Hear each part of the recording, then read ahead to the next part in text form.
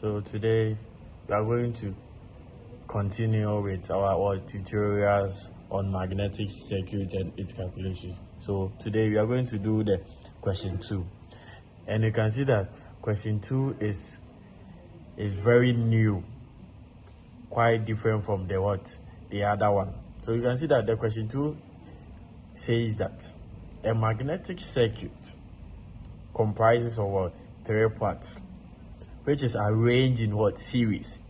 Each of them are arranged in uniform, okay, and its cross-sectional area has been arranged in uniform also, okay. So let's see the first material, its length and its area, which is the cross-sectional area, okay. So we see that the first material, we have 80 millimeters, and its cross-sectional area is 50 millimeters square, okay. The second material is a magnetic material, and its length is 60 millimeters, and its cross-sectional area is 90 millimeters square, as you can see, okay. And when we move on, you can see that the third one is a non-magnetic material, which is air, and its length is 0.5 millimeter, and its cross-sectional area is 150 millimeter square, okay. Now we know the 3 parts, its length and its area. What is the question telling us to do? Now let's listen to the question. It has 4,000 turns wounded on part B. Its course has 4,000 turns, okay, wounded on part B, and then the flux in the air gap is 0.30 Tesla. Assuming that all the flux passes through the given circuit, and that the relative permeability, which is mu r, is 1,300. Estimate the core current to produce such a flux density, okay. Good. So first, what we are going to do first is that we have to convert all the lengths and the area to meters, so that we can solve it, okay. So the first thing I told you the other time is to first write your data. So let's write our data. What do we have in the question? First, we have the cross-sectional area. So the cross-sectional area, this is what we are going to do. We are going to label it with the length. We are going to label it and the length. We are going to label them. So the first one, the length, you can see that we have length for A, length for B, and the length for the air gap also. And we have the cross-sectional for A, cross-sectional for B, and cross-sectional for C. So I'm going to label them with this. So the first one, its length will be LE. LE, which is the length for A, the first material, which is 80 millimeters, which is equal to 80 times 10 raised to the power -3 meters. Okay, good. Now let's do for the cross-sectional area for A. So we are going to denote it with small a. So whenever you see small a, we are talking about the first material. So the length for the first material is 80 millimeters. We have changed it to meters because we are going to work in meters, okay. But when it comes to the area, we have to change it into meter square. So the value for the area, the cross-sectional area for the first material is 50. Good. 50 millimeter square. When we change that one to, it's going to give us 50 times 10 raised to the power -6 meter square. Okay, good.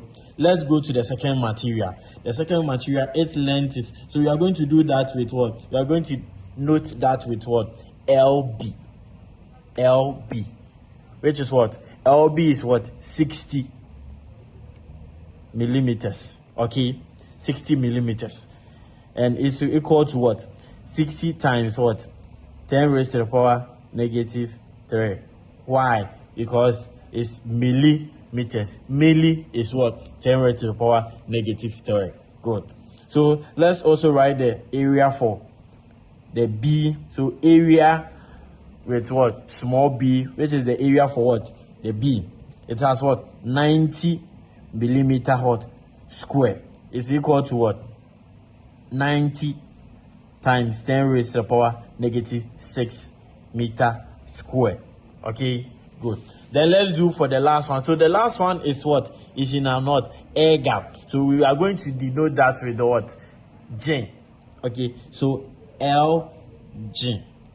So when you see, or when we are working and you see me writing LG, it means that's the length for the what? The air gap. Okay, good. So the length for the air gap is what? 0.5 millimeter millimeter. So when we change, it's going to give us 0.5 times 10 raised to the power negative what? 3. So when it comes to the area, it's going to give us AG. Area for the air gap, which is what? 150 millimeter square. So it's going to give us 150 times 10 raised to the power negative 6 meter square. Okay, good. Let's go to the second material. The second material, its length is, so we are going to do that with what? We are going to note that with what? LB. LB. Which is what? LB is what? 60 millimeters. Okay, 60 millimeters. And it's equal to what? 60 times what? 10 raised to the power negative 3. Why? Because it's millimeters. Milli is what? 10 raised to the power negative 3. Good. So let's also write the area for the B. So area with what? Small b, which is the area for what? The B. It has what? 90 millimeter square. Is equal to what? 90 times 10 raised to the power negative 6 meter square. Okay, good. Then let's do for the last one. So the last one is what? Is in our not air gap. So we are going to denote that with the what? G. Okay, so LG. So when you see, or when we are working and you see me writing LG, it means that's the length for the what? The air gap. Okay, good. So the length for the air gap is what? 0.5 millimeter millimeter. So when we change, it's going to give us 0.5 times 10 raised to the power negative what? 3. So when it comes to the area, it's going to give us AG. Area for the air gap, which is what? 150 millimeter square. So it's going to give us 150 times 10 raised to the power negative 6 meter square. Okay, good. Now we know the length and the cross-sectional area for the 3 parts. Okay, so now let's go on and see the other parameters. We have 4,000 turns. So our N is what? 4,000. 4,000 turns. In some circumstances, you can see that there will not be any turns because they say the number of turns cannot be given what? A SI unit. Okay, good. So we have our flux for the air gap. Okay, our flux for the air gap, which is what? 0.30. Okay, the flux density for the air gap. So it's going to denote it with what? BG. The flux density, which is what? BG. Okay, for the air gap, flux density in the what? Air gap, which is what? 0.30 Tesla. Okay, let's go again. Okay, let's go again. Assuming that all the flux passes through the given what circuit, and then the relative permeability is what 1300. Okay, good. Let's write that also.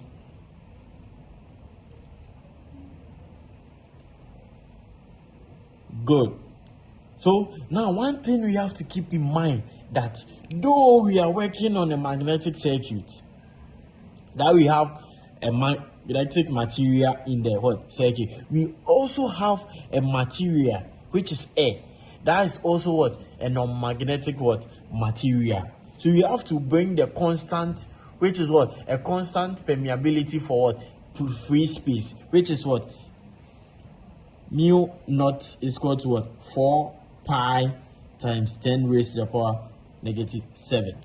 Okay, good. Now we know. So now what are we finding? What are we finding? First, we have to find the what? The MMF for A, the MMF for B, and then the MMF for G. Okay, and they said we should find the what? The current of around the core, or the current the core is producing. Okay, good. And we don't know. So first thing we have to do is our solution. Good. So you know that the circuit is a series circuit. Okay, that means the flux from the air gap is the same flux that is what passing through the what the circuit. Okay, so the first thing we have to do is we have to calculate for the what the total flux, which will give us BG. That is the flux density of the air gap, because that is the one we know, and we know that it's in series. So the flux from the what the air gap, that is the same thing passing through the circuit, because it's in what series. Okay, times the what the area of what the air gap. Okay, so let's write it. The flux of the what the air gap is what 0.30 times what the area of the air gap, which is what 150 times 10 raised to the power negative 6 is equal to what 4.5 times 10 raised to the power negative what 5 Webers passing through the circuit. Okay, good.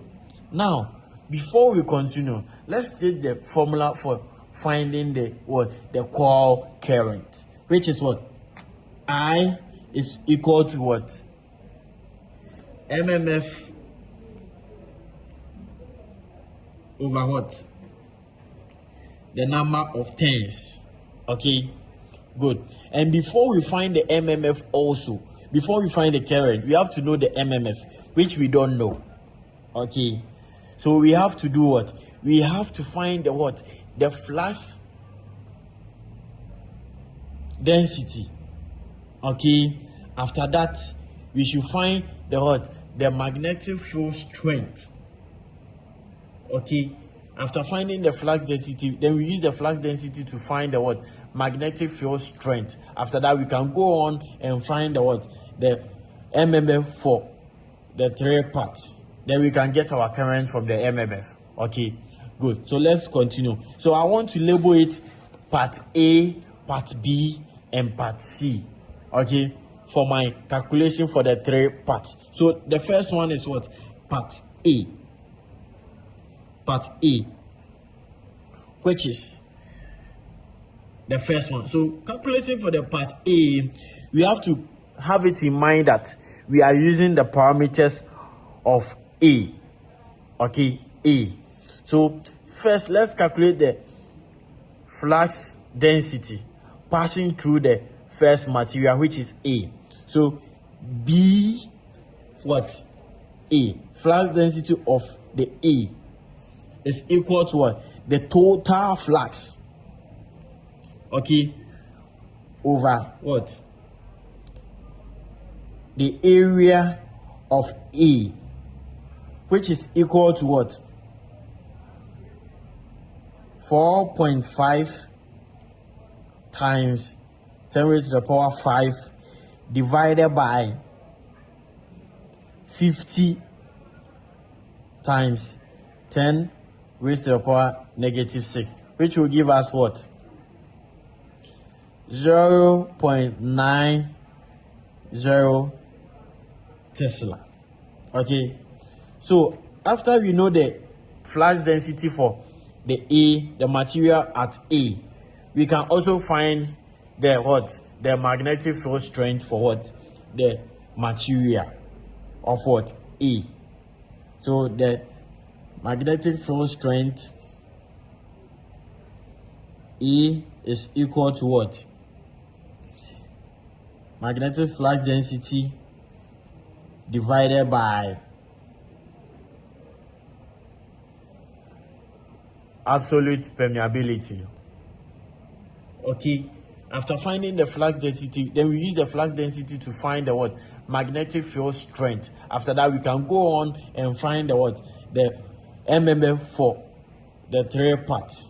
Then we can get our current from the MMF. Okay, good. So let's continue. So I want to label it part A, part B, and part C. Okay, for my calculation for the three parts. So the first one is what? Part A. Part A, which is the first one. So calculating for the part A, we have to have it in mind that we are using the parameters of A. Okay, A. So first, let's calculate the flux density passing through the first material, which is A. So B, what? A. Flux density of the A is equal to what? The total flux. Okay, over what? The area of A, which is equal to what? 4.5 times 10 raised to the power 5 divided by 50 times 10 raised to the power negative 6, which will give us what? 0.90 Tesla. Okay, so after we know the flux density for the A, the material at A, we can also find the what? The magnetic field strength for what? The material of what? A. So the magnetic field strength A is equal to what? Magnetic flux density divided by absolute permeability. Why? Because the material at A is a magnetic material. Okay, it's a magnetic material, and the material at B is also a magnetic material. Only the material at C is a non-magnetic material, which is what? An air gap. Okay, good. So for a magnetic material, we know that for what? Absolute permeability, we have to what? Multiply what? The what? Relative permeability by the what? The permeability for what? A free space. Okay, good. So now let's continue. Let's write it So our BA, which is flux density on A, material A, is given by 0.90 all over what? 1,300 times 4 pi times 10 raised to the power negative 7. That will give us what? 550.9 ampere per meter. Okay, so we can find the MMF for A, which is what? The flow strength times the length of the material. Okay, good, which is 550.9 times the length. Okay, that's 80 times 10 raised to the power negative 3, which will give us what?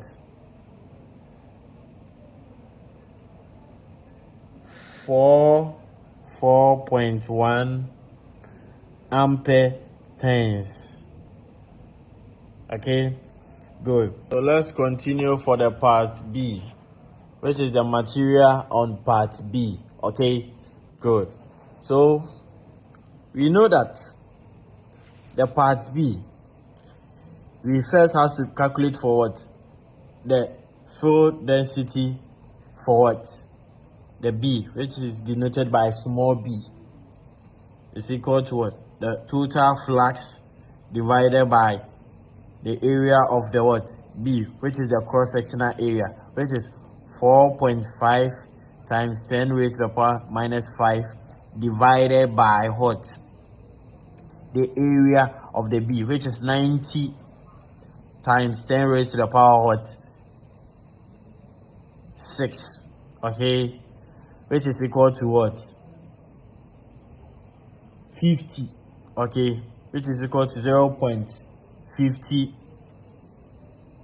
Tesla. Okay, good. So let's continue. The field strength for B is equal to field density for B divided by what?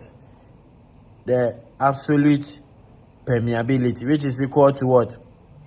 The 0.50 divided by 1,300 times 4 pi times 10 raised to the power 7. And that will also give us what? 306.1 amps per what? Meter. Good. So now let's solve for the what? The MMF for what? B. Okay. So the MMF for B is equal to what? Denoted by what? The field strength of B times the what? The length of what? B, which will give us what? 306.1 times what? What is the length for B? Length for B is what? 60 times what? 10 raised to the power 60 times 10 raised to the power negative 3, and that will give us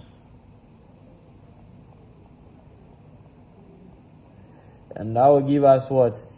18.4 amps per turns. Ampere per turns. Okay. So now we know the MMF for the material on A, and then the MMF for the material at B. Good. Welcome back. Now we know for what? Part B. So now we are going to continue by calculating for the what? The flux density for what? The air gap, the what? The field strength of the air gap, and then what? The MMF of what? The air gap. Okay, good. So for the part C, okay, for the part C, you know that the part C is for what? For the what? Air gap. Take note of it. Good. And you can see that the air gap, no, the LG, that's the length of the air gap material, is what? 0.5 times 10 raised to the power what? -3. And the area, which is the cross-sectional area of the air gap, is what? 150 times 10 raised to the power what? -6. So now let's continue. Okay, good. So we know our length and our cross-sectional area. Okay, good. So if you remember from the previous calculation for the A and B, you know how we did for the length of the area, the length of the B, and the length of the what? Air gap, and how we did for the A, the cross-sectional area, which is the area for the A, for the B, and for the air gap, which is what? AG. Okay, so let's continue from C. So you can see that I've written the length for the air gap, and I've written the area for the air gap. Okay, good. So let's continue. So first, as I told you, when we were calculating for the part A and part B, first we will calculate for the what? We will calculate for the what? The B, which is what? The flux density. And remember, in the beginning, we calculate for the total flux, and we use the flux, which is what? In the air gap. Okay, because we assume that the circuit and the materials are in series circuit. Okay, so this flux, okay, is the one which is what? Passing through all the circuits. Okay, so for the air gap, we will take the air gap flux density, which was given in the question. Okay, in the question as 0.30 what? Tesla.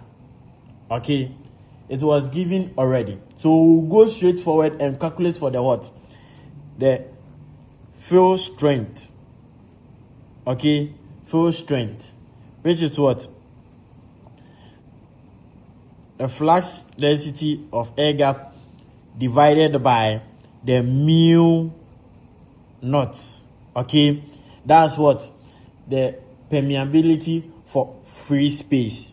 So when we are calculating, we know that we are calculating for field strength, the flux density divided by what? Mu naught, whereby the mu naught is the what? The permeability of what? Free space. Good. So let's write it. So in the question, our flux density was 0.30 divided by 4 pi times 10 raised to the power 7. And that will give us 238,732 ampere per what? Meter. Okay, now then we can calculate for the MMF at the air gap. Okay, so it's going to give us the field strength times what? The length of the what? The air. Okay, which is going to be what? Which is going to be what? The field strength, which is 238,732 times what the length? The length is 0.5 times 10 raised to the power negative 3, which will give us what? 119.4 ampere turns. Okay, now we know the mmf for the air gap. We know the mmf for the B, the material on B, the first material, which is A. So now we can calculate for the total what? mmf. The total mmf. Okay. Which is equal to what?